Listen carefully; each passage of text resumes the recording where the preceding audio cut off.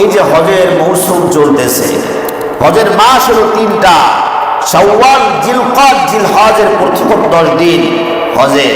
এই যে হজে যারা যাইতেছে, তারা কতই না ভাগ্যবান। আমাদের নিয়ত হলে আল্লাহ পাক কবুল করলে যাব, অবশ্যই নিঃসন্দেহে আল্লাহ পাক কবুল করলে যাব, কিন্তু আপনার চেষ্টা কি করছেন আপনি? আল্লাহ পাক দেখবে আপনি চেষ্টা করছো, বান্দা হজ করার জন্য চেষ্টা করছো, করছি, আচ্ছা যাও, পার পেয়ে গেলা। চেষ্টা করছো, করো নাই, তখন কি হবে? চেষ্টা করতে হবে। নামাজ পড়ার জন্য যেরকম চেষ্টা করি, রোজা রাখার জন্য যেরকম চেষ্টা করি, যাকাত দেওয়ার জন্য যেরকম চেষ্টা করি, হজ চেষ্টা করতে হবে। চেষ্টা করলে তৌফিক কে দিবে? আল্লাহ পাক তৌফিক দান করবে। ও মেরা দোস্ত, নবী করিম সাল্লাল্লাহু আলাইহি ওয়াসাল্লাম ইরশাদ করেন, যার উপরে হজ ফরজ হয়েছে ওই ব্যক্তি যদি হজ না করে মারা যায়, আপনার আমার নবী বলেন এই ব্যক্তি ইহুদি অথবা নাসারা হয়ে মারা যায়, আমি নবী তার ব্যাপারে কোনো পরোয়া করি না। যাজ্ঞা, ইহুদি হয়ে মারা গেছে যাক, নাসারা হয়ে মারা গেছে যাজ্ঞা। কে কথা বলছে? নবী বলছেন। কত বড় ধমকি! হযরত ওমর ফারুক রাদিয়াল্লাহু তাআলা আনহু বলেন, দেখবা যাদের উপরে হজ ফরজ হয়ে গেছে, হজ করার মতো সামর্থ্য আছে, এই ব্যক্তি হজ করে নাই, মৃত্যুবরণ করছে, দেখবা ইহুদি অথবা খ্রিস্টান হয়ে মারা গেছে। নাউযুবিল্লাহ, ইহুদি অথবা খ্রিস্টান হয়ে মারা গেছে। ওমর রাদিয়াল্লাহু তাআলা আনহু কও, তোমরা দেখবা তাকে সে ইহুদি অথবা নাসারা হয়ে মারা গেছে। যে ব্যক্তি হজ ফরজ ছিল কিন্তু করে নাই। আপনার উপরে 5 তলা বাড়ি করা আপনার জন্য ফরজ না, 2 তলা বাড়ি আপনার জন্য করা ফরজ না, কিন্তু হজ যদি ওরকম সমর্থ থাকে, দেখা যায় 20 লক্ষ 10 লক্ষ টাকা আপনার কাছে আছে, আপনি একটা জমি কেনার চেষ্টা করতেছেন, বা একটা গাড়ি কেনার চেষ্টা করতেছেন, একটা বাড়ি কেনার চেষ্টা করতেছেন, না ভুল করতেছেন, এটা আপনার জন্য ফরজ না, হজ করা আপনার জন্য ফরজ। আপনার যখন এই অর্থটা আল্লাহ পাক আপনাকে দান করছেন, আপনার উপরে হজ ফরজ হয়ে গেছে। এই জীবনে একবার ফরজ হয়, হজ কয়বার? একবার। ওই যে হজ একবার আপনার অর্থ হইল 10 লক্ষ টাকা, আপনি হজ না করে জায়গা জমিন করলেন, গাড়ি বাড়ি করলেন, হজ করলেন না, এরপরে একটা গাড়ি কিনছেন, আর শুয়ে পড়ছি, আর টাকা পয়সা নাই, এই হজ কিন্তু ফরজ আপনার উপরে ঘাড়ে ঝুলে আছে, ঘাড়ে কিন্তু ঝুলে আছে। কারণ নবী করিম সাল্লাল্লাহু আলাইহি ওয়াসাল্লাম ইরশাদ করেন, তাআজ্জালু ইলাল হজ্জি ফাইন্না আহাদাকুম লা ইয়াদরি মা ইয়ারিজু লাহু। নবী করিম সাল্লাল্লাহু আলাইহি ওয়াসাল্লাম ইরশাদ করেন, তোমাদের উপরে যখন হজ ফরজ হয়ে যায়, তাড়াতাড়ি করো, তাড়াতাড়ি কইরে ফেলাও, কেননা কোনো ব্যক্তি জানে না তার হাতে কতক্ষণ টাকা পয়সা থাকবে, সে কতক্ষণ মালের মালিক থাকবে এই ব্যক্তি জানে না। এই জন্য টাকা পয়সা হয়েছে, হজ ফরজ হয়ে গেছে, কইরে ফেলাও। ভয় পাইতেছো, 10 লক্ষ টাকা যদি হজ কইরে ফেলাই, আমার থাকার তো বাড়ি নাই, আমার তো এটা নাই, ওইটা করতে হবে, ভয় পায় না, ভয় পায় না। নবী আলাইহিস সালাম বলতেছেন, বারবার যারা হজ উমরা করে আল্লাহ রাব্বুল আলামিন তাদেরকে বড় লোক বানায়া দেন। শুধু তাই নয়, তাদের গুনাহগুলো মাফ হয়ে যায়, তাদের কি গুনাহগুলো মাফ হয়ে যায়। তুমি একবার উমরায় যায় আইসা দেখো তোমার অর্থের মধ্যে, ইনকামের মধ্যে কত বরকত হয়। তুমি একবার হজ করে আইসা দেখো আল্লাহ পাক তোমার কামাই রুজির মধ্যে কত বরকত দেন। তুমি যেই ভয়ে তুমি হজ উমরা করতে যাও না, যেই ভয়ে যাও না যে গেলেই তো টাকা শেষ। আমাদের এরকম ইমানের দুর্বলতা। আল্লাহর নবী আলাইহিস সালাম বলছেন, যাকাত দাও বরকত আসবে, যাকাত দাও বরকত আসবে। আর আমরা চিন্তা করি যাকাত দিলে তো কমে গেল। এই যে ইমানের দুর্বলতা। নবী আলাইহিস সালাম ইরশাদ করেন, তাবিউ বাইনাল হজ্জি ওয়াল উমরাতি ফাইন্নাহুমা ইয়ানফিআনিল ফাকর ওয়াজ যুনুব। যে ব্যক্তি হজ উমরা বারবার করবে, আল্লাহ রাব্বুল আলামিন তার সমস্ত গুনাহগুলো মাফ করে দিবেন। আল্লাহ পাক দুনিয়ার মধ্যে তাকে ধনী বানায়া দিবেন। এজন্য এই ভয়ে হজ বন্ধ করা যাবে না। উমরা করে আসি, টাকা হয়েছে, উমরায় চলে যাই, হজ ফরজ হয়ে গেছে, যাই, আল্লাহ পাক বরকত দিবে। এরকম বাড়ি গাড়ি কত কিছু হবে, বারবার করলে পরে বরকত দিবে আল্লাহ। আল্লাহ নবী সাল্লাল্লাহু আলাইহি ওয়াসাল্লাম বলছেন। শুধু তাই, হযরত ফজিলতের কথাকে একটু শুনলে তো আরো আশ্চর্য লাগবে। নবী করিম সাল্লাল্লাহু আলাইহি ওয়াসাল্লাম ইরশাদ করেন, আল হাজ্জুল মাবরুর লাইসা লাহু জাযাউন ইল্লাল জান্নাহ। নবী আলাইহিস সালাম বলেন, কবুল হজ, হজ্জে মাবরুর বলা হয় হলো কবুল হজ। কবুল হজের বদলা হলো একমাত্র জান্নাত। আল্লাহুম্মা সাল্লি আলা মুহাম্মাদিন ওয়া আলা আলি মুহাম্মাদ কামা সাল্লাইতা আলা ইব্রাহিম ওয়া আলা আলি ইব্রাহিম ইন্নাকা হামিদুম মাজিদ। আল্লাহুম্মা বারিক আলা মুহাম্মাদিন ওয়া আলা আলি মুহাম্মাদ কামা বারাকতা আলা ইব্রাহিম ওয়া আলা আলি ইব্রাহিম ইন্নাকা হামিদুম মাজিদ। আলহামদুলিল্লাহ সুম্মা আলহামদুলিল্লাহ। আল্লাহ পাকের দরবারে অসংখ্য অগণিত শুকর এবং সুজুদ যে আল্লাহ রব্বুল আলামিন আমাদেরকে জুমার সালাত আদায় করার জন্য তার ঘর মসজিদে এসে বসার তৌফিক দান করেছেন। এজন্য শুকরিয়া আদায় করি আলহামদুলিল্লাহ। সমস্ত ক্ষমতার অধিকারীকে, আমাদের রিজিকের মালিককে, আমাদের সুস্থতা দেন কে? অসুস্থ করেন কে? মেঘ বৃষ্টি বন্ধ করে দেন কে? আবার বৃষ্টি দেন কে? এক কথায় সমস্ত ক্ষমতার অধিকারীকে আল্লাহ। আল্লাহ পাকের যত প্রকারের মাখলুকাত আছে, সব মাখলুকাত আল্লাহ পাকের হুকুমের 19 থেকে 20 করে না। আল্লাহ পাক যাকে যে আদেশগুলো দিচ্ছেন 100% পালন করে। তবে মানুষ এবং জিন ছাড়া, মানুষ এবং জিন এরা কামা হকুহু আল্লাহ পাকের হুকুম পালন করতে পারে না। শয়তান এদেরকে বিভিন্ন প্রকারের ওয়াসওয়াসা দিয়ে আল্লাহ পাকের হুকুম থেকে গাফেল করে রাখে। বাকি সমস্ত মাখলুকাত আল্লাহ পাকের জিকির করে, আল্লাহ পাকের নাম নিয়ে তারা গান গায়, আল্লাহ পাকের তাসবিহাত পাঠ করতে থাকে। সমস্ত প্রকারের মাখলুকাত, গাছ মাছ বনের হিংস্র প্রাণীও পর্যন্ত আল্লাহ পাকের হুকুমের অমান্য করে না। কিন্তু মানুষ আল্লাহ পাকের হুকুম মান্য করার ক্ষেত্রে খুবই দুর্বল।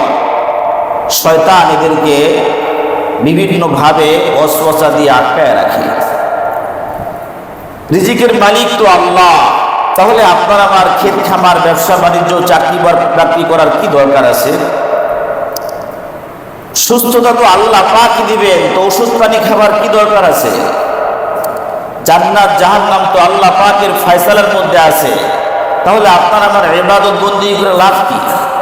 প্রশ্ন আসে না? সমস্ত ক্ষমতার অধিকারী তো আল্লাহ, তাহলে আমরা কেন কি করতেছি?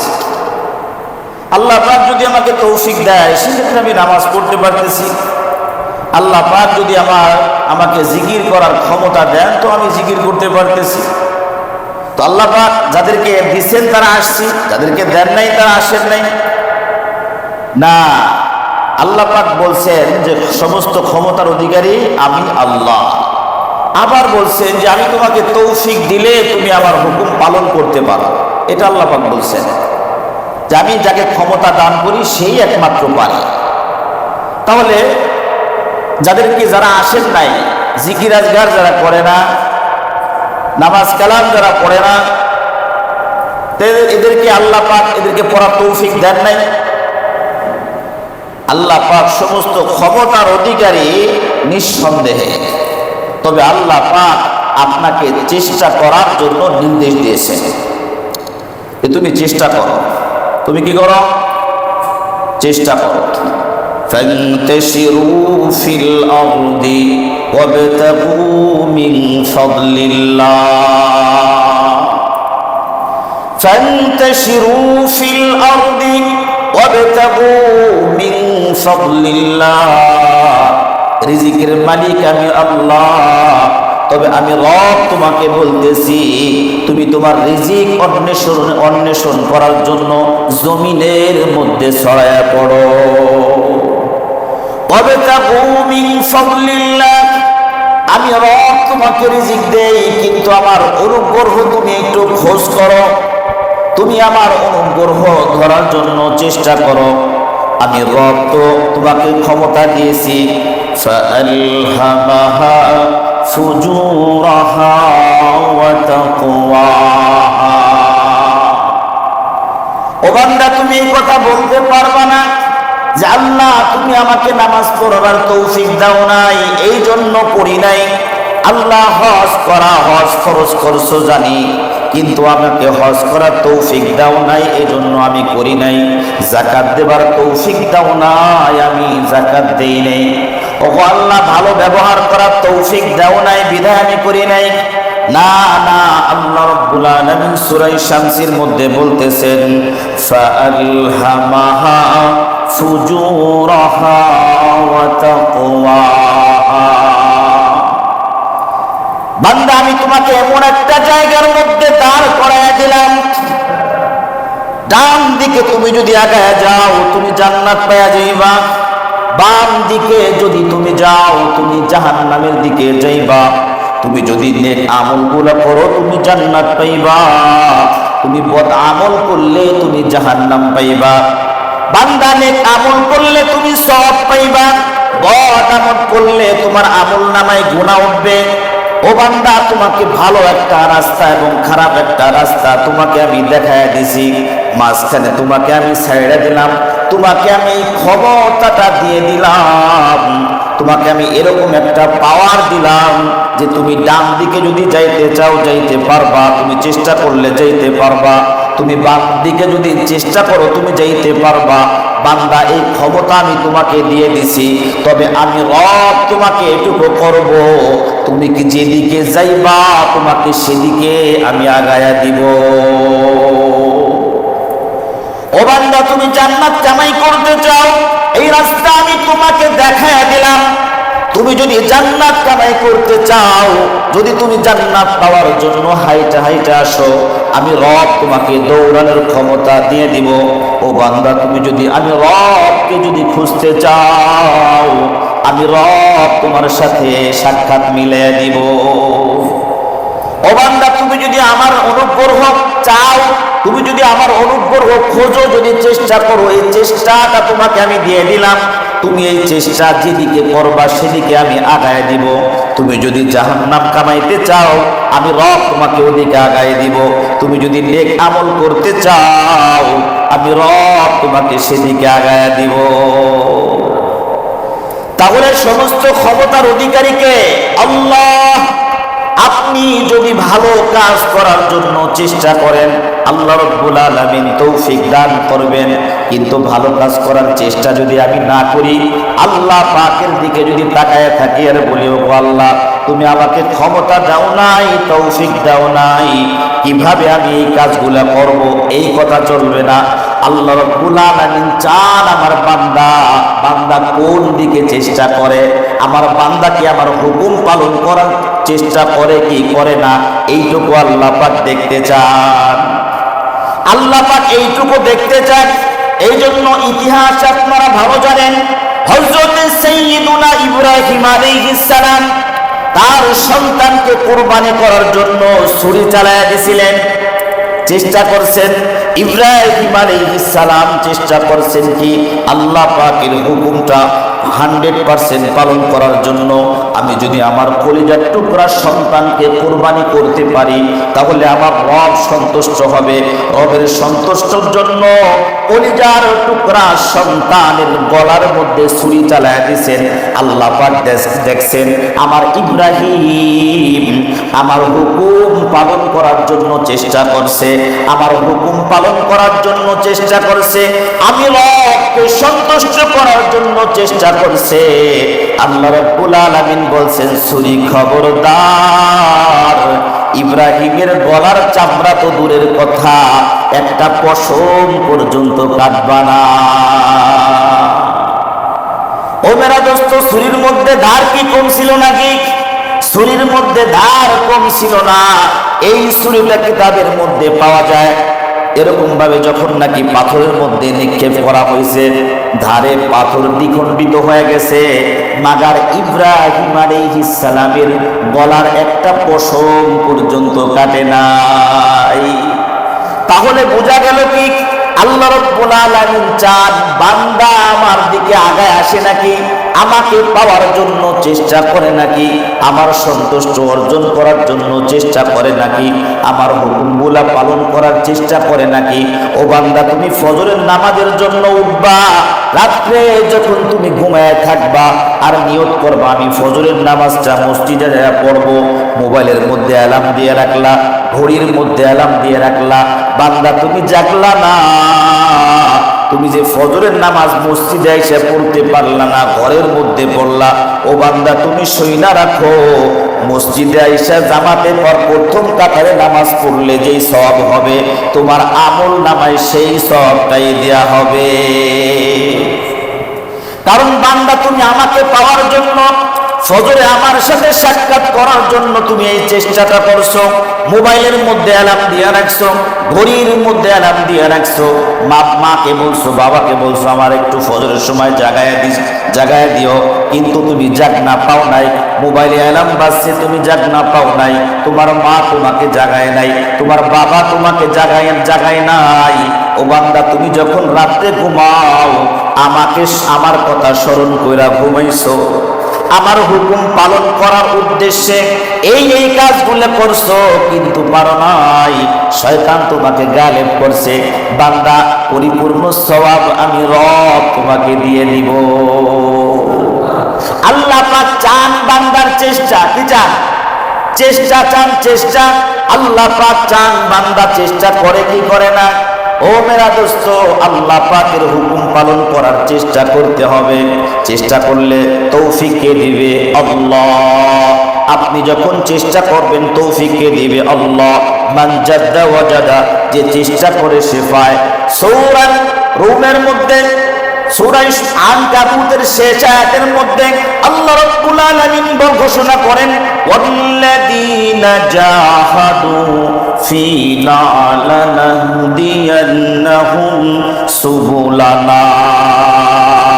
যে ব্যক্তি চেষ্টা করে, আল্লাহ রাব্বুল আলামিন বলতেছেন, যে ব্যক্তি চেষ্টা করে হেদায়েত পাওয়ার জন্য, যে ব্যক্তি চেষ্টা করে আল্লাহকে পাওয়ার জন্য, যে ব্যক্তি চেষ্টা করে আল্লাহ পাকের হুকুম পালন করার জন্য, হেদায়েত পাওয়ার জন্য, যে ব্যক্তি চেষ্টা করবে, আল্লাহ রাব্বুল আলামিন বলতেছেন লানাহদিয়ান্নাহুম সুবুলানা। আল্লাহ রাব্বুল আলামিন অবশ্যই তাকে হেদায়েতের রাস্তা দেখায়া দিবে। এজন্য এই কথা বলে পার পাওয়ার কোনো সুযোগ নাই। যে সমস্ত ক্ষমতার অধিকারী আল্লাহ, আমাকে তো আল্লাহ পাক নামাজ পড়ার সুযোগ করে দেন নাই, আল্লাহ পাক তো আমাকে হজ করার সুযোগ করে দেন নাই, উমরা করার সুযোগ করে দেন নাই, এই কথা তুমি বলো। ও মেরা দোস্ত, এই কথা তো মনের মধ্যে আসে, কিন্তু তুমি যে খাবার গ্রহণ করো, এই জন্য ব্যবসা করো কেন? এই জন্য চাকরি করো কেন? এই জন্য তোমার স্ত্রী, তোমার মা হাড়ির মধ্যে চাল দিয়া রান্না করে কেন? কেন? চেষ্টা করে যে। ও মেরা দোস্ত, ভাত খাইতে হলে চেষ্টা করা লাগে। শুধু বাজার থেকে চাল কিনা আনলেই চেষ্টা হয় না, ভাত হয়ে যায় না। আপনার আমার মুখের মধ্যে কিন্তু যায় না। এই ভাতটা খাবার জন্য অনেক মানুষ চেষ্টা করছে। যে ব্যক্তি এই ধান রোপণ করছে, আবার চাষাবাদ করছে, আবার নিড়াইছে, এরপরে আবার কাটছে, পানি দিছে, বাড়ির মধ্যে নিয়ে এসে মারাইছে, ভাঙ্গানো হয়েছে মেশিনের মধ্যে, এরপরে বস্তার মধ্যে করে বাজারের মধ্যে আনছে। ওখান থেকে আপনি কিনে আনছেন, আপনার বিবি বা আপনার ঘরের লোকজন এখান থেকে চাল নিয়ে সুন্দরভাবে ধুইছে, ধোয়ার পরে আবার পাতিলের মধ্যে দিছে, পাতিলের মধ্যে দিয়ে পানি দিয়ে আবার চুলার মধ্যে দিয়ে চুলার আগুন আবার লাগায় দিছে, জাল দিতেছে। এই ভাতটা তো এমনি এমনি হয় নাই, আপনার চেষ্টার কারণে আপনার মুখের মধ্যে গেছে। এটা তো ঠিক মতো বুঝি। যদি বলে যে না, ভাতটা তো এমনি এমনি মুখের মধ্যে যাওয়ার দরকার, যাবে না? না না, এই ভাতটা আপনার বিবি বা আপনার ঘরের লোকজন রান্না করলেও আপনার মুখের মধ্যে যাবে না। এর দ্বারা এটুকু বুঝে আসে যে সমাজের সবাই যদি চেষ্টা করে, এরপরে আপনারও কিছু চেষ্টা করতে হবে। আপনার কি করতে হবে? আপনারও চেষ্টা করতে হবে। প্লেটের মধ্যে ভাতটা নিতে হবে, এরপরে তরকারি নিতে হবে, হাত দিয়ে মাখাইতে হবে, মুখের মধ্যে দিতে হবে, হা করতে হবে। হা করে মুখের মধ্যে দিয়া মুখটা বন্ধ করে রাখলে আবার চলবে না। এই ভাবটাকে চাবাইতে হবে। কি করতে হবে? কে চাবাইবেন না, চেষ্টা করার দরকার নাই তো, অটোমেটিক পেটের মধ্যে যাবে। যাবে না? না না, এক মুঠো ভাত আপনার পেটের মধ্যে দেওয়ার জন্য এত যদি চেষ্টা করা লাগে, সেক্ষেত্রে আমার রবকে পাওয়ার জন্য কি চেষ্টা করা লাগবে না? অনন্ত অসীম কাল যে জান্নাতে আপনি আমি থাকবো, ওই জান্নাত পাবার জন্য চেষ্টা করা কি লাগবে না? সামান্য একটু ভাত পেটের মধ্যে দেওয়ার জন্য যদি এত চেষ্টা করা লাগে, তাহলে আমার রবকে পাইতে হইলে আপনাকে রবকে খুঁজতে হবে, চেষ্টা করতে হবে। জান্নাত যদি কামাই করতে চাই, জান্নাত কামাই করার চেষ্টা করতে হবে, আল্লাহ পাকের হুকুমগুলা পালন করার চেষ্টা করতে হবে। বুঝে আসছে না ভাই? তাহলে কি চেষ্টা করা লাগবে? তো চেষ্টা জরুরি। সমস্ত ক্ষমতার অধিকারীকে আল্লাহ, কিন্তু আল্লাহকে পাওয়ার জন্য, ভাত খাবার জন্য, ইবাদত করার জন্য কি করতে হবে? চেষ্টা করতে হবে। চেষ্টা করলে সফলতা দান করবেন কে? আল্লাহ। আল্লাহ পাকের ওয়াদা, চেষ্টা করো আমি রাস্তা বাতলায়া দেব। সুবহানাল্লাহ। তুমি চেষ্টা করো, তুমি চেষ্টা করো, চেষ্টা করতে করতে তুমি যখন ক্লান্ত হয়ে যাইবা, আমি রবের নুসরত, সাহায্য তখন শুরু হয়ে যাবে। তুমি চেষ্টা করো বান্দা, আমি তোমাকে তৌফিক দান করব। ও মেরা দোস্ত, এই জন্য আল্লাহ পাকের হুকুমগুলা পালন করার চেষ্টা করতে হবে। আল্লাহ পাকের হুকুমের মধ্যে বড় একটা হুকুম হলো হজ করা। কি করা? নামাজ যেরকম ফরজ, যাকাত যেরকম ফরজ, হজ করাও ফরজ। হজ করা ফরজ, যাকাত ফরজ হওয়ার জন্য শর্ত আছে, নামাজ ফরজ হওয়ার জন্য শর্ত আছে। আমরা জানি নাবালেগের উপরে কি নাই? রোজা নাই, নামাজ নাই। নাবালেগ অবস্থায় কি নাই? রোজা নামাজ নাই, এটা শর্ত বালেগ হওয়া। আবার অসুস্থ ব্যক্তি আছে, মাজুর ব্যক্তি আছে, পাগল আছে, গোলাম আছে, এদের প্রতি একটু হুকুম কি হালকা, হুকুম হালকা। কিন্তু স্বাধীন ব্যক্তি, স্বাধীন সুস্থ মুসলমান ব্যক্তি বালেগ হওয়ার পরে কি হবে? এর উপরে নামাজ ফরজ হয়ে যাবে। নামাজ ফরজ। যাকাত কার উপরে ফরজ? একটা বছর যখন আপনার কাছে সম্পদটা থাকবে, নিসাব পরিমাণ মালের মালিক যদি আপনি থাকেন, এই মালটা একটা বছর আপনার কাছে থাকলে এরপরে আপনার উপরে কি যাকাত ফরজ হয়। এর আগে কিন্তু যাকাত ফরজ হয় না। নাবালেগ অবস্থায় রোজা ফরজ হয় না, নামাজ ফরজ হয় না। ও মেরা দোস্ত, হজ ফরজ। হজ তো ফরজ। হজ কাদের উপরে ফরজ? হজ কাদের উপরে ফরজ? হজ ওই সমস্ত ব্যক্তির উপরে ফরজ, এক নম্বরে মুসলমান হইতে হবে। কাফের মুশরিকের উপরে হজ ফরজ? কাফের মুশরিকের উপরে হজ ফরজ না, মুসলমান হইতে হবে। মুসলমান হইতে হবে, বালেগ হইতে হবে, স্বাধীন হইতে হবে, সুস্থ হইতে হবে, পাগল হওয়া যাবে না। পাগলের উপরে কি নাই? পাগলের উপরে হজ ফরজ না। এই শর্তর সাথে সাথে আর একটা শর্ত আছে, হলো যে হজ করতে যতদিন সময় লাগে এই সময়টা, এখন মিনিমাম মনে হয় 1.5 মাস বা 2 মাস, 1 মাস, কেউ তো 10 দিনের মধ্যেও করে আসেন। টাকার বেশি খরচ করলে অল্প সময়ের মধ্যে করে আসা যায়। আর মোটামুটি যদি নিয়ম অনুযায়ী, সরকারের নিয়ম অনুযায়ী করতে গেলে মোটামুটি 1.5 মাস সময় লাগে, একটু কয়েকদিন কমার বেশি, এই সময় লাগে।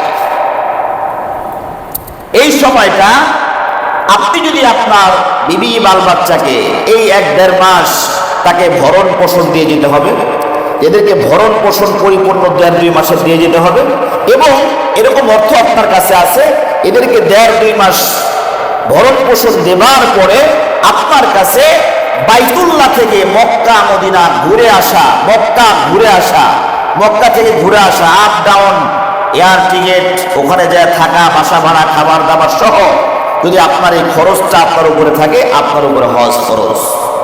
আপনার উপরে কি? হজ ফরজ। নামাজ যেরকম ফরজ, হজও ফরজ। এই যে শর্ত একটাই, আপনি পাগলের উপরে হজ ফরজ নাই, নাবালেগের উপরে হজ ফরজ নাই, গোলামের উপরে হজ ফরজ নাই, কাফেরের উপরে হজ ফরজ না, মুসলমান বালেগ সুস্থ এদের উপরে হজ ফরজ। আর আরেকটা শর্ত হলো যে এই 1.5-2 মাসটা আপনি বিবি বাল বাচ্চা সবাইকে ভরণ পোষণ, খাবার দাবার, বাসা বাড়ি সবকিছু দিয়ে আপনি বাইতুল্লাহ মক্কা ঘুরে চলে আসতে পারবেন, এমন অর্থ যদি আপনার কাছে থাকে, আপনার উপরে কি হজ ফরজ। হাদিসে পাকের মধ্যে আসছে, নবী করিম সাল্লাল্লাহু আলাইহি ওয়াসাল্লাম ইরশাদ করেন, বুনিয়াল ইসলাম আলা খামসিন, ইসলামের ভিত্তি কয়টা জিনিসের উপরে? 5টা।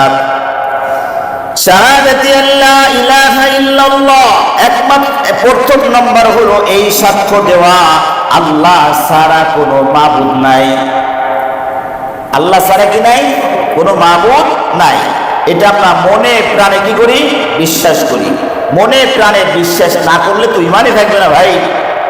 এটা আমরা মুসলমান, আমাদের যে 5টা ভিত্তির প্রথমটা হলো যে আল্লাহ যে এক, অদ্বিতীয়, আল্লাহর সমস্ত ক্ষমতার অধিকারী, রিজিক দাতা, লালন কর্তা, পালন কর্তা সব আল্লাহ। এটা আমরা মনে প্রাণে বিশ্বাস করি, আর এই বিশ্বাস করাটাও কি ঈমান। 2 নম্বর হলো ওয়া আন্না মুহাম্মাদুর রাসূলুল্লাহ, এবং নবী করিম সাল্লাল্লাহু আলাইহি ওয়াসাল্লামকে,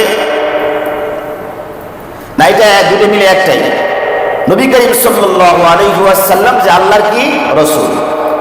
1 নম্বর হলো আল্লাহ এক, অদ্বিতীয়, আল্লাহ ছাড়া কোনো মাবুদ নাই, এবং মুহাম্মাদুর রাসূলুল্লাহ সাল্লাল্লাহু আলাইহি ওয়াসাল্লাম আল্লাহ পাকের রাসূল। এরপরে হলো ইকামিস সালাহ, নামাজ পড়া, নামাজ কায়েম করা, নামাজ আদায় করা। তাহলে 1 নম্বরটা আমাদের সবাই ঠিক আছে, তাই না? কেউ তো আমাদের নবীকে অস্বীকার কেউ করবে না। মুসলমান যারা অস্বীকার করলে তো ইমানই থাকবে না। আর আল্লাহ পাক সমস্ত ক্ষমতার অধিকারী, আল্লাহ ছাড়া কোনো মাবুদ নাই, এটাও আমাদের ইয়াকিন আছে। তাহলে 1 নম্বর আমাদের সবাই ক্লিয়ার, আলহামদুলিল্লাহ। নামাজ পড়ি আর না পড়ি, কিন্তু বিশ্বাস করি আল্লাহ যে এক, অদ্বিতীয়, আল্লাহ ছাড়া কোনো মাবুদ নাই, এটাও জানি।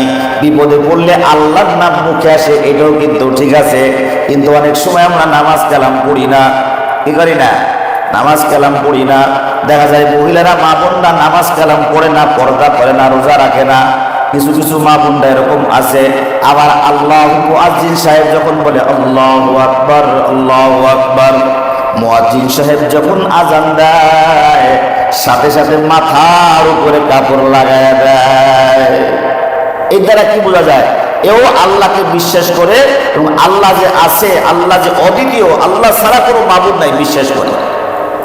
এবং আমাদের নবীকেও সবাই বিশ্বাস করে, নামাজ পড়ুক আর না পড়ুক। তাহলে 1 নম্বর আমাদের সবার কি আছে? মোটামুটি আলহামদুলিল্লাহ ঠিক আছে। 2 নম্বর ওয়া ইকামিস সালাহ, নামাজ ফরজ, নামাজ কায়েম করতে হবে। কিন্তু এর মধ্যে কি আছে? গাফলা আছে, এর মধ্যে অনেক ঝামেলা আছে। আমরা মনে করি ফরজ, কিন্তু আমরা এর কোনো গুরুত্ব দেই না। নামাজ কালাম ঠিক মতো পড়ি না। নামাজও ফরজ, এই নামাজে পড়তেছি না, আল্লাহ পাকের সামনে দাঁড়াইতে হবে না। যাই হোক, আজকে নামাজ নিয়ে আজকে হজের বিষয়ে কিছু আলোচনা করব। 3 নম্বর হলো যাকাত দেওয়া, যাকাত ঠিক মতো দেওয়া। যাকাত আমরা দেই, যাদের উপরে যাকাত ফরজ আছে মাশাআল্লাহ দেই। 1 লক্ষ টাকা যাকাত আসছে, 10,000 টাকা দিয়ে দিই, আর 90,000 টাকা নিজে কাছে রেখে দিই। এই যাকাতেও কাজ হবে না, এই যাকাতেও কি হবে না? কাজ হবে না। আমাদের নামাজও সবাই পড়ে, তবে সব নামাজ পড়ে না। কি নামাজ? 5 ওয়াক্ত নামাজ পড়ে না। মুসল্লিদের মধ্যে অনেক কোয়ালিটি আছে। 5 ওয়াক্তের মুসল্লি, সাপ্তাহিক মুসল্লি, আবার বাৎসরিক মুসল্লি। 5 ওয়াক্ত যারা নামাজ কালাম আলহামদুলিল্লাহ পড়ে, ঘরে বাইরে বাজার ঘাটে যেখানে সময় হয় আলহামদুলিল্লাহ পড়ে। আর এক শ্রেণীর মুসল্লি আছে শুধু শুক্রবার আসবে, আজকে কাজ বা সব বন্ধ, আজকে নামাজ কালাম পড়বো। তবে এটা ভালো কাজ, 5 ওয়াক্ত নামাজ বাদ দিয়ে না, 5 ওয়াক্ত নামাজ পড়তে হবে। আল্লাহ পাক মাফ করে। অনেকে জানে, অনেকে জানেই না যে 5 ওয়াক্ত নামাজ ফরজ। অনেকে মনে করে যে শুক্রবার পড়লেই হয়ে যায়। আমরা যুবক মানুষ, বা আমরা ছোট মানুষ, বা আমরা এখনো বিয়ে শাদী করি নাই, বিয়ে শাদী করছি, এখনো আমি দাদা নানা হই নাই, এই জন্য শুধু শুক্রবারের নামাজ। আর যখন মেয়ে ছেলে পেলে বিয়ে শাদী করাবো, নাতিনাতপুর হবে, তখন হলো 5 ওয়াক্ত নামাজ। অনেকের এরকম ধারণা আছে। খবরদার, 5 ওয়াক্ত নামাজ কিন্তু বালে ঘর পড়ে ফরজ হয়ে গেছে। বালে ঘর পড়ে কি হয়ে গেছে? ফরজ হয়ে গেছে। এই জন্য একজনকে জিজ্ঞাসা করা হয়েছিল, ভাই তোমাদের দেশে বাংলাদেশে মানুষ কি সবাই নামাজি? হ্যাঁ সবাই নামাজি। কি কয়? সবাই নামাজি? হ্যাঁ সবাই নামাজি। কয় মসজিদই ভরে না। কয় মসজিদ ভরণ লাগবো না। কয় যারা 5 ওয়াক্ত আজান হয় নামাজ কালাম পড়ে, এরা তো আলহামদুলিল্লাহ পড়ে। যারা 5 ওয়াক্ত পড়ে না, এরা শুক্রবারে পড়ে। যারা শুক্রবারেও পড়ে না, এরা ঈদের নামাজ পড়ে। আর যারা ঈদের নামাজও পড়ে না, এরা জানাজার নামাজ কিন্তু ছাড়ে না। ঘুরে ফিরে কি সবাই নামাজি? ঘুরে ফিরে কি সবাই নামাজি? এমনও ব্যক্তি আছে 5 ওয়াক্ত নামাজের দ্বার ধরে না, শুক্রবারেও পড়ে না, ঈদের নামাজও পড়ে না, কিন্তু বাপ মা যখন মরে যায় তাই ঠিক জানাজায় সুযোগ হয়। তাহলে বোঝা গেল জীবনে একবার নামাজ পড়ছে, ওই নামাজটা কিসের নামাজ? জানাজার নামাজ। জীবনে একবার নামাজ পড়ছে, ওই নামাজটা কিসের নামাজ? জানাজার নামাজ হয়েছে। এরকম নামাজি হওয়া যাবে না। 5 ওয়াক্ত নামাজ পড়ো। যাক খায় আল্লাহ পাক সকলকে 5 ওয়াক্ত নামাজি বানায় দেখ। সকলে বলে আমিন। এরপর ইতাইজ যাকাত, যাকাত দেওয়া, ওয়াল হাজ্জি এবং হজ করা, ও সাওমি রমাদান এবং রমজান মাসের রোজা রাখা। কি রাখা? রমজান মাসের রোজা রাখা। এই 5টা হলো ইসলামের ভিত্তি। এই 5টার কোনটা আপনার দেখা যায়? কালিমাটা এটা আমরা সবাইয়ের জন্য সহজ, আলহামদুলিল্লাহ। নামাজ পড়া আপনার জন্য সহজ, কিন্তু আপনি পড়েন না, এটা আপনার ব্যর্থতা। যাকাত সবার উপরে ফরজ না, যার অর্থ আছে তার উপরে ফরজ। দেখেন কি সুন্দর কালিমা, এটার জন্য কোনো টাকা পয়সা খরচ হয় না। এটার জন্য কি কোনো টাকা পয়সা খরচ হয় না, সময় নষ্ট হয় না। কালিমা সহজ করে দিয়েছে সবার জন্য, বাস সবাই কালিমার প্রতি ঈমান আনতে হবে। 2 নম্বরে নামাজ পড়তে হবে। নামাজ, তুমি 5 ওয়াক্ত নামাজ তুমি যেখানে সময় হয়, আল্লাহ নবী সাল্লাল্লাহু আলাইহি ওয়াসাল্লামের উম্মত, আখির নবীর উম্মতদের উপরে এত সহজ, এত সহজ। সারা দুনিয়ার সমস্ত জমিন আল্লাহ রাব্বুল আলামিন মসজিদ বানায় দিয়েছেন, যে আমার দোস্তের উম্মতেরা যেখানে খুশি সেখানে নামাজ পড়লেই আমি রব এদের নামাজকে আমি কবুল করে নেব। বুঝতে পারছেন? তাহলে এটাও কি 5 ওয়াক্ত নামাজ? আপনার তো টাকা পয়সা লাগতেছে না। নামাজ হুজুর কিভাবে নামাজ কালাম করতাম বলেন? 5 ওয়াক্ত নামাজ কালাম করতে হলে তো মাসে 1 লক্ষ টাকা ইনকাম করতে হবে, 20,000 টাকা ইনকাম করতে হবে। না না না, কোনো কিছু লাগবে না। খালি উজু করবেন, পবিত্র হবেন, নামাজ কালাম করবেন। এটাও সহজ, এটাও সবার উপরে ফরজ, সহজ এবং ফরজ। ওয়া ইতাইজ যাকাত, যাকাত সবার উপরে ফরজ না। যার উপরে নিসাব পরিমাণ মাল আছে ওই ব্যক্তির উপরে ফরজ, এটা আপনার জন্য ফরজ না। আপনি কথা বলতে পারেন হুজুর আমার উপর যাকাত ওয়াজিব হয় নাই, বাস খালাস, অসুবিধা নাই। আল্লাহ পাক আপনাকে পাকড়াও করবে না। তবে আপনি যদি নিসাব পরিমাণ মালের মালিক হওয়ার পরে যাকাত না দেন, অবশ্যই আপনাকে পাকড়াও করা হবে। আপনার উপরে নিসাব পরিমাণ মাল আপনার কাছে থাকলে পরে 1 বছর পরে আপনার উপরে যাকাত ওয়াজিব ফরজ হয়ে যায়। এরপর হলো হজ। হজটা সবার উপরে ফরজ না। যার সম্পদ আছে, বিবি বাল বাচ্চা সবাইকে 2 মাসের খোরাক দিয়া মক্কার যাওয়া আসার খরচ যার কাছে আছে, এই ব্যক্তির উপরে হজ ফরজ। সবার জন্য হজ ফরজ না। রমজান মাসের রোজা এটাও সবার জন্য ফরজ না। নাবালেগের উপর না, পাগলের উপরে না, সুস্থ ব্যক্তিদের জন্য ফরজ। তুমি অসুস্থ, তুমি ফিরিয়ে দিয়ে দাও। তুমি অসুস্থ, রোজা রাখতে পারতেছো না, পরে কাজা করো। কিন্তু হজ আর যাকাতটা সবার জন্য না। যাদের উপরে অর্থ সম্পদ আল্লাহ পাক যাদেরকে দান করছেন এদের উপরে ওয়াজিব হয়ে যায়।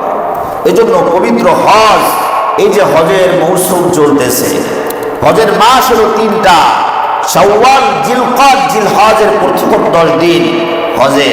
এই যে হজে যারা যাইতেছে, তারা কতই না ভাগ্যবান। আমাদের নিয়ত হলে আল্লাহ পাক কবুল করলে যাব, অবশ্যই নিঃসন্দেহে আল্লাহ পাক কবুল করলে যাব। কিন্তু আপনার চেষ্টা কি করছেন আপনি? আল্লাহ পাক দেখবে আপনি চেষ্টা করছো, বান্দা হজ করার জন্য চেষ্টা করছো,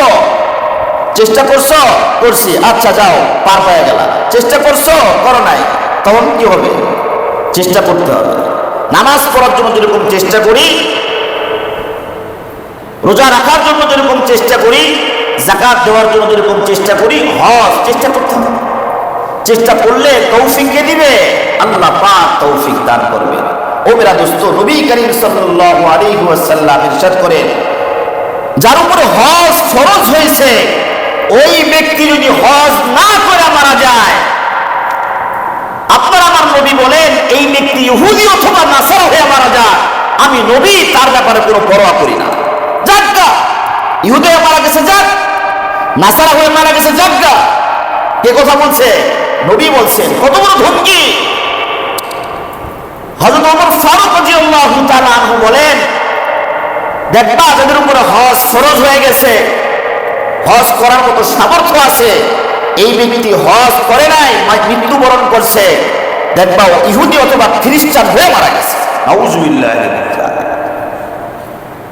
ইহুদি অথবা খ্রিস্টান হয়ে মারা গেছে। ওমর রাদিয়াল্লাহু তাআলা আনহু, তোমরা দেখবা তাকে সে ইহুদি অথবা নাসারা হয়ে মারা গেছে। যে ব্যক্তি হজ ফরজ ছিল কিন্তু করে নাই। আপনার উপরে 5 তলা বাড়ি করা আপনার জন্য ফরজ না, 2 তলা বাড়ি আপনার জন্য করা ফরজ না।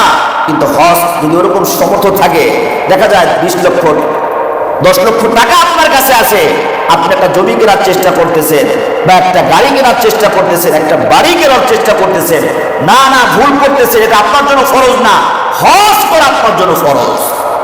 আপনার যখন এই অর্থটা আল্লাহ পাক আপনাকে দান করছেন, আপনার উপরে হজ ফরজ হয়ে গেছে। এই জীবনে একবার ফরজ হয়, হজ কয়বার? একবার। ওই যে হজ একবার আপনার অর্থ হইল 10 লক্ষ টাকা, আপনি হজ না করে জায়গা জমিন করলেন, গাড়ি বাড়ি করলেন, হজ করলেন না, এরপরে একটা গাড়ি কিনছেন আর শুয়ে পড়ছি, আর টাকা পয়সা নাই, এই হজ কিন্তু ফরজ আপনার উপরে ঘাড়ে ঝুলে আছে, ঘাড়ে কিন্তু ঝুলে আছে। কারণ নবী করিম সাল্লাল্লাহু আলাইহি ওয়াসাল্লাম ইরশাদ করেন, তাআজ্জালু ইলাল হজ্জি ফাইন্না আহাদাকুম লা ইয়াদরি মা ইয়ারিজু লাহু।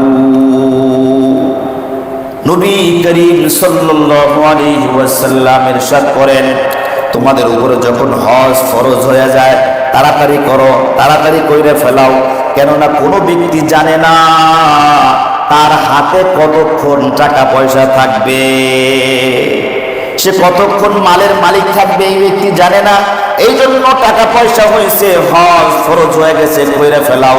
ভয় পাইতেছো, 10 লক্ষ টাকা যদি হজ কইরে ফেলাই, আমার থাকার তো বাড়ি নাই, আমার তো এটা নাই, ওটা করতে হবে, ভয় পায় না, ভয় পায় না।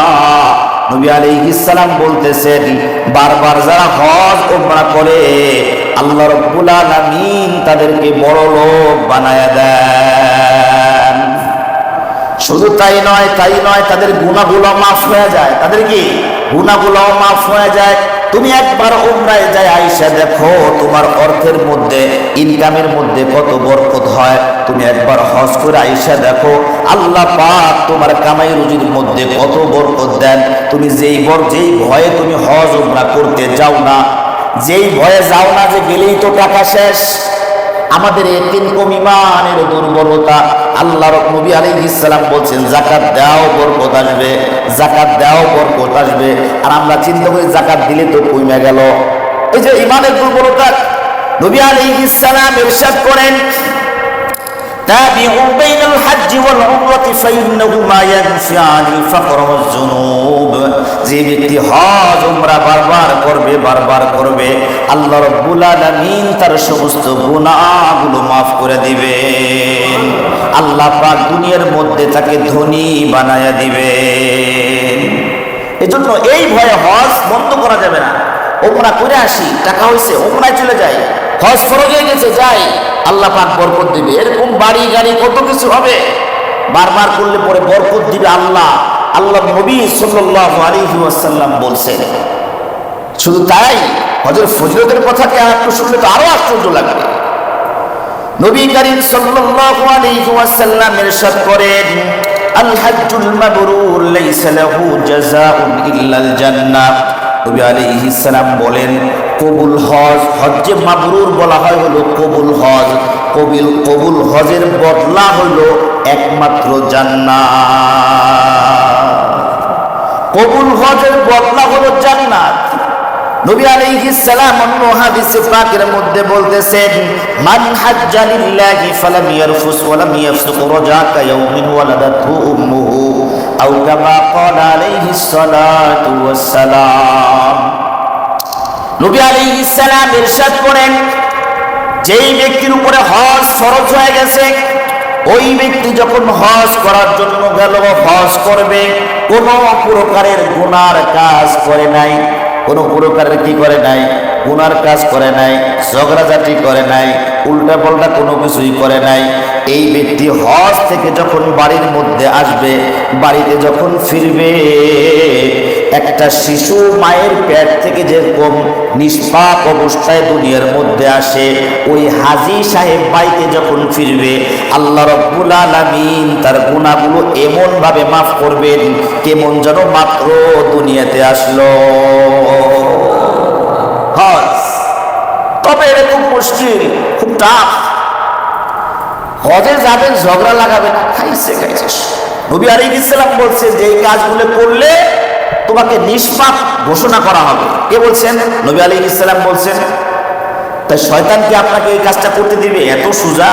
শয়তান চেষ্টা করবে কিভাবে একটু লাগায় দেয়। এই জন্য মুআল্লিম সাহেবের উপরে সওয়ার হয়। মুআল্লিম সাহেব একটু 19-20 করে, মুআল্লিম সাহেব ভালো না, খাবার দাবার ঠিক মতো দেন নাই, জায়গা মানে থাকার জায়গা ভালো না, ওইটা সমস্যা, এরকম কথা কাটাকাটি, তর্কতর্কি, মারামারি, হানাহানি, শেষ, বরবাদ হয়ে গিয়া। শয়তান এই কাজটা করে। যাই হোক, যদি কোনো ব্যক্তি এই কাজটা করতে পারে, যেহেতু সুযোগ আছে, ফালাম ইয়ারফুস ওয়ালাম ইয়াফসুক, যে ব্যক্তি কোনো ফুসুকি করবে না, কোনো গুনাহের কাজ করবে না, অসার কোনো কাজ করবে না, গুনাহের কোনো কাজ করবে না, একদম ভালোভাবে হজ করবে, এই ব্যক্তি নিষ্পাপ হয়ে তার ঘরের মধ্যে ঢুকবে। সুবহানাল্লাহ। এজন্য হজের ফজিলত খুব গুরুত্বপূর্ণ, মানে এত ফজিলত যে নবী আলাইহিস সালাম বলছেন যে ব্যক্তি হজ করবে তার গুনাহগুলো মাফ। যে ব্যক্তি হজ করবে এই ব্যক্তির বদলা হচ্ছে কি? কবুল হজের বদলা হইল জান্নাত। একমাত্র জান্নাত হইল কবুল হজের বদলা। মেরা দোস্ত, জিহাদের ময়দানটা খুব ভয়াবহ অবস্থা। ওয়াজ করা খুব সহজ, মানা খুবই কষ্ট। মানা কি? খুবই কষ্ট। হুজুর আমরা ওয়াজ করি উহুদের প্রান্তরে এতজন সাহাবী শহীদ হয়েছে, বদরের প্রান্তে সাহাবী শহীদ হয়েছে, যুদ্ধ করছে, তীর এই কানের পাশ দিয়ে গেছে, এই কানের পাশ দিয়ে গেছে, মাথার উপর দিয়ে গেছে। আবার উহুদের প্রান্তের মধ্যে সাহাবীদের শরীরের মধ্যে 70-80টা পর্যন্ত বর্ষা লাগছে, সাহাবীদের বর্ষা লাগছে। আমার সামনে শহীদ হয়ে গেছে। এত সোজা, খুব সোজা। ওয়াজ করা শুনলে খুব মজা লাগে, চোখ দিয়ে হালকা পানি বের হয়, একটু করে ঠান্ডা। আর ওয়াজ করতেও ভালো লাগে, শুনতেও ভালো লাগে। বাস্তব চিত্র একটু খেয়াল করেন না, কত কষ্ট। এমনি এমনি শাহাদাতের মর্যাদা আল্লাহ পাক এত দিচ্ছেন যে কাল কিয়ামতের ময়দানে এই শহীদরা, এদেরকে গোসল করাইবে না, এদেরকে যে অবস্থায় শহীদ হয়েছে এই অবস্থায় দাফন করবা। কাল কিয়ামতের ময়দানে আমি রবের সামনে এই রক্ত মাখা শরীর নিয়ে দাঁড়াবে, আর আমি রব দেখবো যে আমার জন্য শহীদ হয়েছে, আমি এর বদলা জান্নাত দিব তো দিবই। আমার এই শহীদ যে সুপারিশ করবে, আমি সুপারিশটাও কবুল করব। এমনি এমনি শহীদের মর্যাদা, হায় হায়, শহীদের মর্যাদা বিশাল। এই একজন মানে শহীদকে জান্নাতে তাকে জিজ্ঞাসা করা হবে যে ভাই তুমি কি চাও, তুমি তো আল্লাহর জন্য শহীদ, তুমি কি চাও? এই শহীদ বলবে, ওগো আল্লাহ, আমাকে বারবার দুনিয়াতে পাঠাও, আর বারবার তোমার রাস্তায় শহীদ হব। জান্নাতে শহীদদের জান্নাতটাও কিন্তু আলাদা। জান্নাতটা কি? জান্নাতটাও আলাদা। এদের মর্যাদা তো এই শহীদ হওয়ার পর থেকে এই মর্যাদা, জান্নাতটাও আলাদা। আল্লাহ পাকের কাছে এদের মর্যাদা অনেক বেশি। সবাই কি জিহাদের ময়দানে যাইতে পারতো? পারতো না। নবী আলাইহিস সালামের সময়ও সবাই জিহাদে যাইতে পারতো না। আপনি এখন জিহাদে যেতে পারবেন? পারবেন না। ট্রেনিং আছে? নাই। নবী আলাইহিস সালাম ট্রেনিং ছাড়া জিহাদের ময়দানে নেন নাই। আমাদের বাংলাদেশের মধ্যে আমাদের এখন জিহাদ যদি অন্য দেশের সাথে যুদ্ধ লেগে যায়, জিহাদ করবে কারা? আর্মি, সেনাবাহিনী, নৌবাহিনী, বিমান বাহিনী। এরা যোদ্ধা, এরা মুজাহিদ, এরা আমাদের জন্য মুজাহিদ। এই যে বিডিআর বাহিনী যে বাংলার বনার পাহারা দিচ্ছে, কত সবের কাজ তারা করতেছে। এরা আমাদের সম্পদ, এরা মুসলমানদের সম্পদ, বাংলাদেশের সম্পদ। এরা অনেক সবের কাজ করতেছে। এরা মুজাহিদ, ট্রেনিং হচ্ছে এদের, এরা আমাদের মুজাহিদ। আমরা পারবো? ইচ্ছা করলে যুদ্ধ যেতে পারবো? পারবো না। অস্ত্রও নাই, শক্তিও নাই, ট্রেনিংও নাই, কিচ্ছু নাই। নবী আলাইহিস সালাম ও ট্রেনিং ছাড়া তো নেন নাই। অসুস্থ এদেরকে নেন নাই, বুড়াদেরকে নেন নাই, নিছেন দুর্বলদেরকে নেন নাই, মহিলাদেরকে নেন নাই। তাহলে শহীদের মর্যাদা এত বেশি। কাল কিয়ামতের ময়দানে আল্লাহ পাক কিন্তু অনেক মর্যাদা দান করবেন। তাহলে একজন বুড়া মানুষ সে কিন্তু শহীদের মর্যাদা পাইল না, মহিলা মানুষ পাইল না, ছোট ছোট বাচ্চারা পাইল না, অসুস্থ ব্যক্তিরা পাইল না। পাইল তো না। এক মহিলা এসে বলতেছে, আহা সময় হয়ে গেছে, আচ্ছা এই হাদিসটি বলে শেষ করে দিচ্ছি। এক মহিলা এসে বলতেছে, ইয়া রাসূলুল্লাহ, ইয়া হাবিবাল্লাহ, আমাদেরও তো জিহাদের ময়দানে যাইতে মনে চায়, আমরা তো আর জিহাদ করতে পারি না, জিহাদে যাবার আমাদের কোনো অনুমতি নাই, আমরা কি করতে পারি? এত বড় ফজিলতের কাজ আমাদের তো করতে মন চায়, আমরা কিভাবে করব? নবী আলাইহিস সালাম তখন বলছেন, ও আমার উম্মতেরা, তোমাদের যারা মহিলা আছো, তোমরা যারা মহিলা আছো, বৃদ্ধ বৃদ্ধারা আছো, অসুস্থ ব্যক্তি, ছোট বাচ্চারা যারা আছো, এদের জন্য হলো হজ যদি কোনো ব্যক্তি করে, তাহলে জিহাদের ময়দানের সওয়াব তোমার আমলনামায় দেয়া হবে। গাল গল্প না, হাদিসের কথা বলতেছি। তাহলে তোমাদের যাওয়া দরকার নাই, জিহাদ করার দরকার নাই। তুমি মহিলা মানুষ, তুমি হজ করতে যাও, জিহাদের ময়দানের ফজিলত পাইয়ে যাইবা। বুঝে আসছে? তাহলে হজ করা কত ফজিলতের কাজ, অনেক অনেক ফজিলতের কাজ মেরা দোস্ত। এই জন্য যাদের অর্থ সম্পদ আছে, একটু দিলের মধ্যে একটু নাড়াচাড়া করেন না, চেষ্টা করেন না, একটু হয়ে যাবে, ইনশাআল্লাহ হয়ে যাবে। হজে তো এখন সিরিয়াল লাগে, আপনি সিরিয়াল একটা অনলাইন করে আসেন, আল্লাহর ঘরটাকে ঘুরে আসেন, দেখবেন এরপরে দেখবেন আপনার ব্যবসার মধ্যে কি বরকতটা হয়। একবার যাই দেখেন না, ওটা করে দেখেন না যে আপনার সংসারের মধ্যে, অর্থের মধ্যে কি বরকতটা হয়। হজের জন্য চেষ্টা করেন না, আরে গাড়ি বাড়ি সব হবে ইনশাআল্লাহ। আগে এগুলো করেন না, ফরজ কাজগুলো আদায় করেন, আল্লাহ পাক সব কিছুর মধ্যে বরকত দান করবেন। এই জন্য যাদের উপরে হজ ফরজ হয়ে গেছে, মৌসুম চলতেছে, হাজী